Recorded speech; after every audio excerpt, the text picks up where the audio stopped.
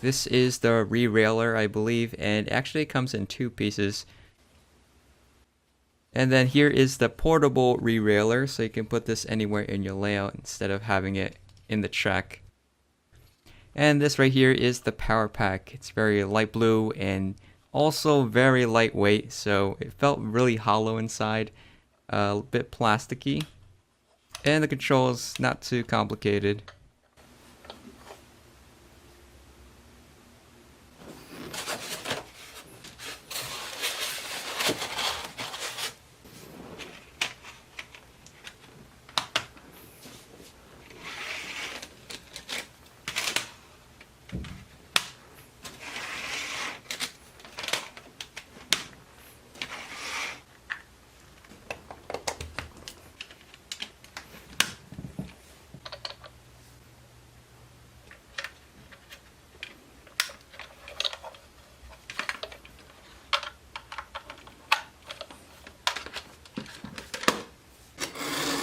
And if you're having a model railroad, you might as well add in some rolling stock. So I purchased this from eBay.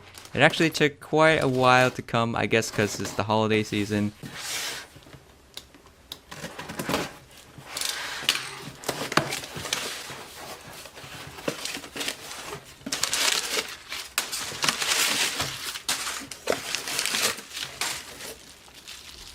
So the first car was a CSX. This is a hopper. Comes with this coal load on the top. They can pop on or pop off, whichever one you prefer. And when I first saw it, I thought it was pretty good, much better than I was expecting it to be based on the eBay pictures. And this car especially, this here is the Burlington tank car. Now I thought in the picture it was like but in real life, it's actually quite detailed, more detailed than I thought it was going to be. So I am happy about that.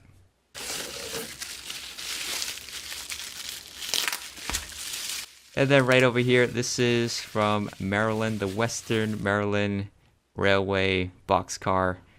And it's a cushion car apparently. I don't know what that exactly means. Maybe they're transporting cushions, I don't know.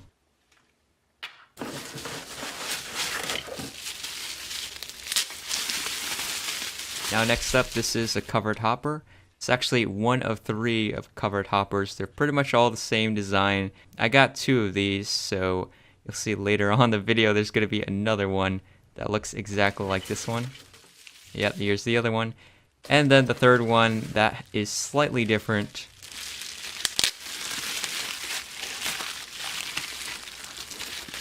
Here it says Frisco on the side.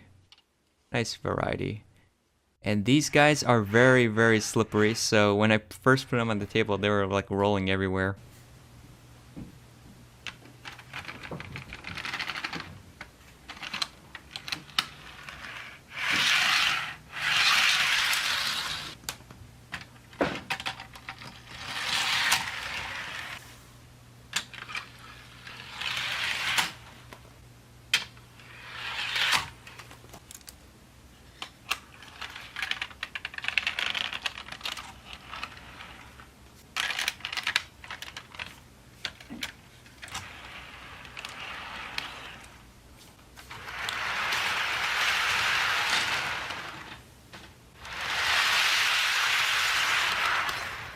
And here I finally put my CSX Tier 4 GEVO by Scaletrains on the track, and I did an unboxing video for that, so check that out if you haven't already. So finally get to operate this. And when I was pushing it around, it actually doesn't move that much, unlike the rail cars which are slippery.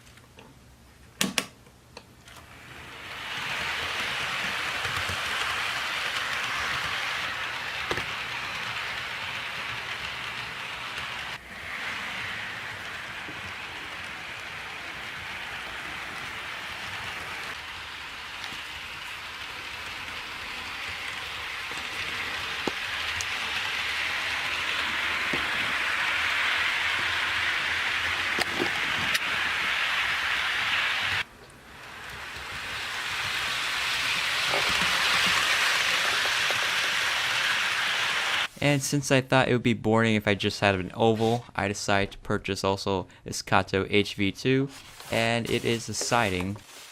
I got this from Amazon. Comes with another starter guide, all in Japanese. My Japanese is not that great, so I can barely read that. I'd rather just read the English part. And here is one of the switches. Now, I actually went back to read the starter guide, the English part, and I was looking at this section here, and it was talking about how you needed like a different controller or like wires for the switch, and I was worried if I had to purchase that separately, and I don't know if I actually have that. So I was pretty worried about that, but it turns out there's like this manual switch that you can just flick on and off on the actual track. And here's what it looks like laid out.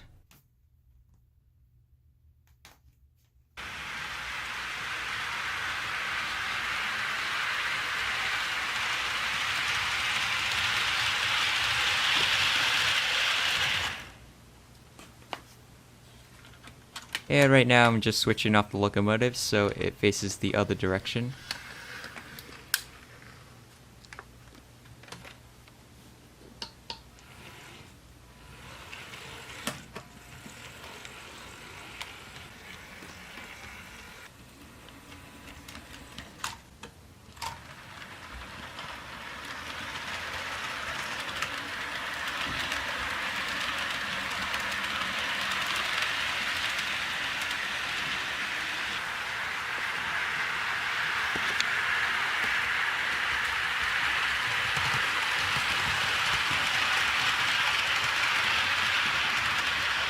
And one fun thing I wanted to test out was multi-track drifting, if it actually works in model trains.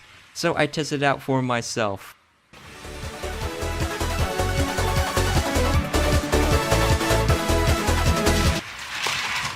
As you can see, it doesn't really work too well. And I thought maybe that's because the car is too short, so I got the longest car I have, the tank car. See what that looked like.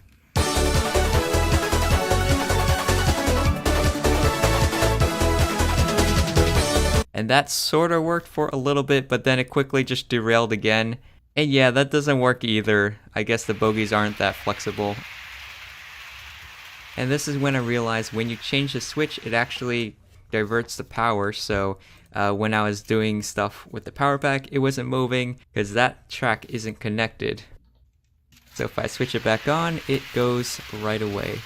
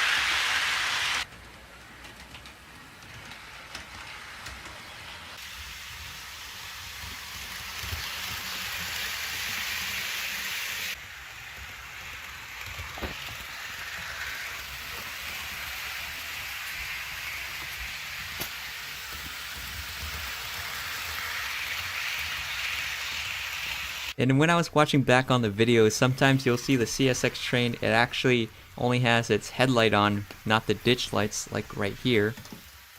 And it actually fixed itself when it hit another boxcar on the siding. So I thought that was pretty funny. It also taught me another thing, that just because a car is on another track, it doesn't mean it's not clear of a collision. And that happened again when the locomotive was going the other way. So I had to like take out one car from that siding. And this is round 2. Hopefully it doesn't collide this time.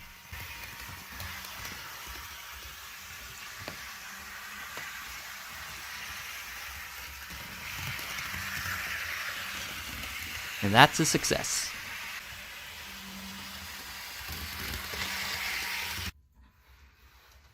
And this is what I realized when I was actually taking the thumbnail picture.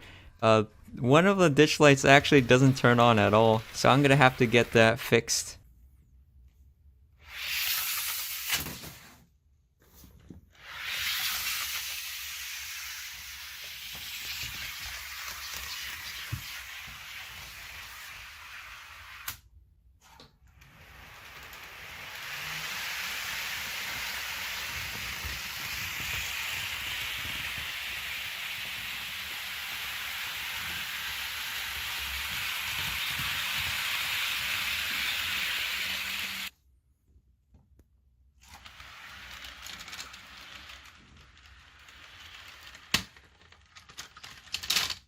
But yeah, that's pretty much it for my first time having a model train that actually is functioning. It was actually pretty fun, and I do enjoy this a lot. You know, before I was thinking about HO scale versus N scale, and definitely for a fact, HO scale is way better. And also it takes some skill to actually control the trains just to get in the right speed. And you can also change the switches. I found that very fun to simulate some things. But let me know in the comments what you guys think. I actually do have another Scaletrains locomotive that's coming. Hopefully that ditch light's gonna be working a-okay. But anyways, I'll see you guys in the next one.